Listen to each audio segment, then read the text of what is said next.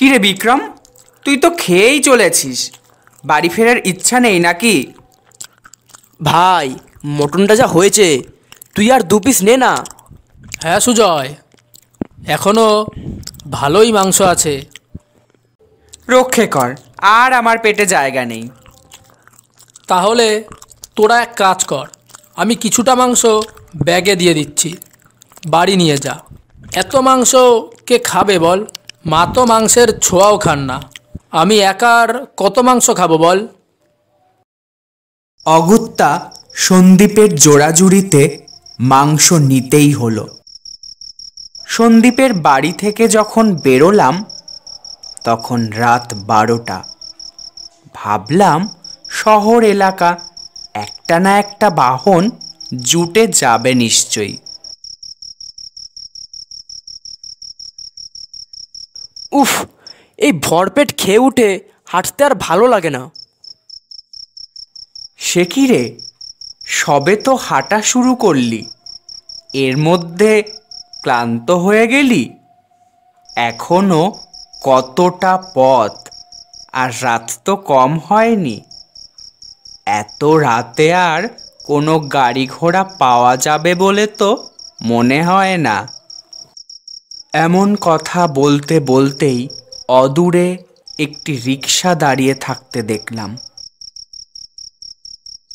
সুজয়, ওই দেখ একটা রিক্সা। কিছুটা এগিয়ে গেলাম, কিন্তু রিক্সার চালককে আশেপাশে কোথাও দেখতে পেলাম না। হ্যাঁ রে বিক্রম, এই রিক্সাওয়ালা গেল কোথায়?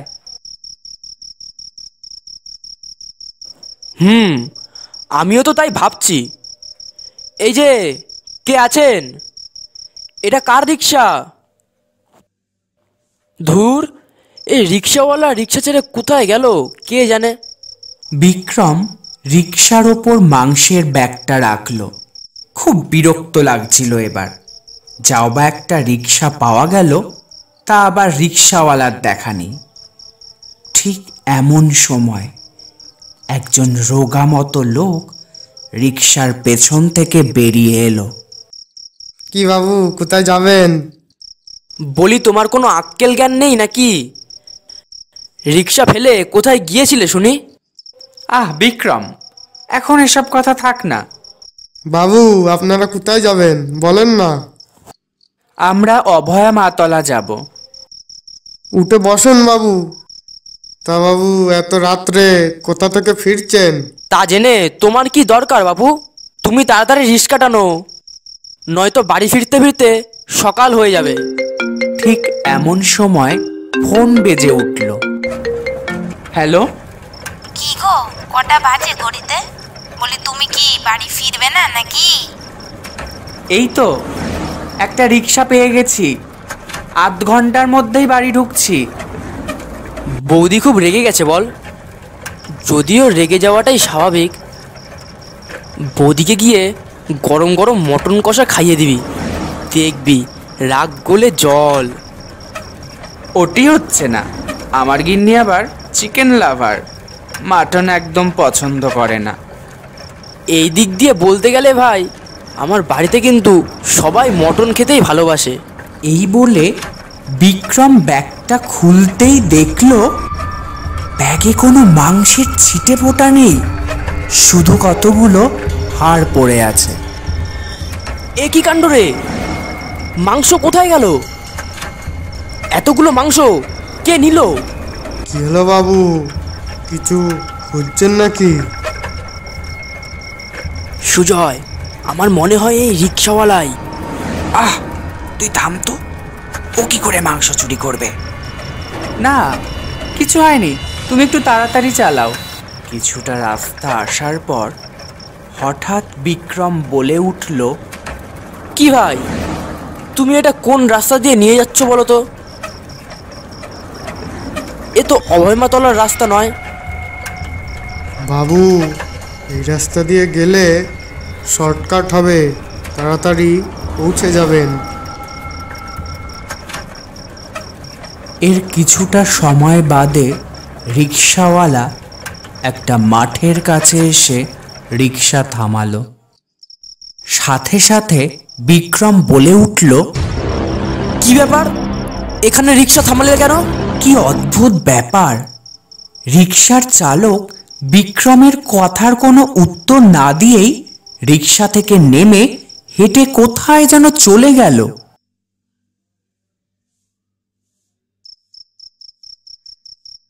দেখলি দেখলি কত বড় সাহস ওই চালকটার! আমার কথার কোনো উত্তর না দিয়েই চলে গেল। ব্যাটা নিশ্চয়ই কোনো মদের ঠেকে গেছে। চল তো সুজয়, একবার গিয়ে দেখি। এই বলে আমি আর বিক্রম রিক্সা থেকে নেমে ওই মাঠের পাশের রাস্তা দিয়ে বেশ কিছুটা এগিয়ে গেলাম, কিন্তু আশেপাশে কোনো বাড়িঘর আমাদের চোখে পড়ল না। তাহলে ওই রিক্সাওয়ালা গেল কোথায়? বিক্রম, সামনের রাস্তাগুলো বড্ড অন্ধকার। তোর সাথে একটা টর্চ ছিল না? হ্যাঁ দাঁড়া, টর্চ জ্বালাচ্ছি। টর্চের আলো ফেলতেই দেখলাম সামনের রাস্তার দুধারে সারি সারি তাল গাছ। আমি আর বিক্রম এগিয়ে চললাম সামনের দিকে। দেখলাম আকাশ কালো করে মেঘ, সাথে সাথেই প্রচণ্ড ঝড় শুরু হলো।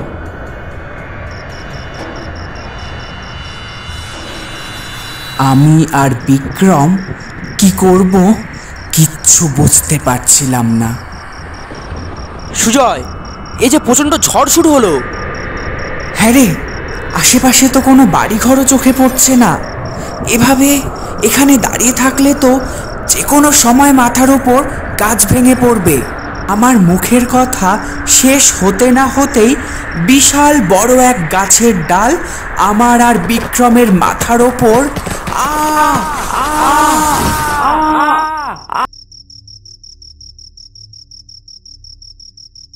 ঠিক কতক্ষণ পর জ্ঞান ফিরল জানি না। শরীরের অনেক জায়গায় ক্ষতচিহ্ন। খুব কসরত করে উঠে দাঁড়ালাম। দেখলাম আশেপাশে বিক্রম কোথাও নেই। আতঙ্কিত হলাম, কোথায় গেল বিক্রম?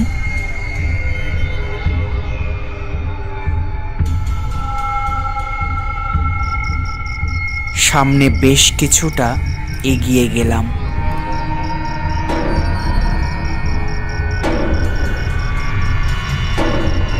দেখলাম সামনে একটা বিশাল বটগাছ, কিন্তু বিক্রম গেল কোথায়? বিক্রম, বিক্রম, বিক্রম, বিক্রম, বিক্রম, বিক্রম, সুজয়, আমি এখানে। সুজয়, বিক্রম, তুই কোথায়? এই যে আমি এখানে, বটগাছের পেছনে। কিন্তু তুই ওখানে গেলি কিভাবে? বড্ড বিপদে পড়েছি। তুই আয় সুজয়, আমাকে উদ্ধার কর এখান থেকে। আর বিলম্ব না করে সেদিকে ছুটলাম। চারপাশে শ্মশানের মতো নিস্তব্ধতা, একটা গা ছমছমে ব্যাপার। বুকের বাদিকটা ভয়ে ঢিস ঢিস করছে। কোনো রকমে হাতড়াতে হাতড়াতে অন্ধকারের দিকে এগিয়ে গেলাম। বিক্রম, এই বিক্রম, তুই কোথায় বিক্রম? কোনো সাড়া নেই। আরো কিছুটা এগিয়ে ওই বটগাছের কাছে এসে দাঁড়ালাম। এরপর যা দেখলাম তা দেখে আমার শিরদাঁড়া দিয়ে যেন বরফের স্রোত নেমে গেল। দেখলাম কতগুলো অবয়ব ছায়ামূর্তি আমার সামনে দাঁড়িয়ে আছে।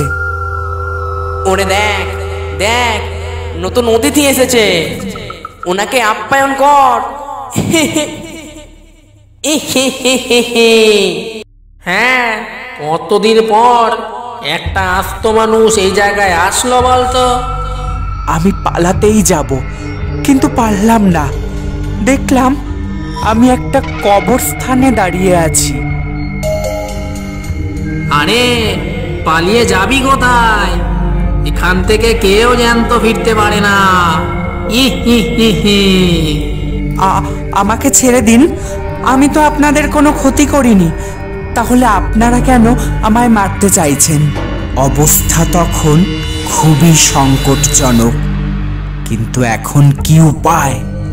এদের থেকে কিভাবে নিস্তার পাবো? তখনই হঠাৎ মনে পড়ল, আমার পকেটে তো একটা দেশলাইয়ের বাক্স আছে। আমার তখন ওটাই ভরসা, যা হবার হবে। কাঁপা কাঁপা হাতে পকেট থেকে দেশলাই বাক্স বার করে জ্বালাতেই ওই অবয়ব মূর্তিগুলো ভয় পেয়ে পিছিয়ে গেল। এরপর ওই জ্বলন্ত দেশলাই কাঠিটা ছুঁড়ে মারলাম ওদের দিকে। নিমেষের মধ্যে ওই মূর্তিগুলো কোথায় যেন মিলিয়ে গেল। এই সুযোগ, শরীরের সমস্ত শক্তি একত্রিত করে ছুটতে শুরু করলাম। ওরে কে আছিস? ধর ধর, পালালো পালালো। ওরা ছুটে আসছে মনে হলো। আমি আর কোনো দিকে না তাকিয়ে এক ছুটতে পালালাম। ছুটতে ছুটতে আমি একটা হাইওয়েতে এসে উঠলাম। ঘড়িতে তাকিয়ে দেখি ভোর 4:30। শরীরে আর কোনো শক্তি ছিল না, তাই সেখানেই লুটিয়ে পড়লাম।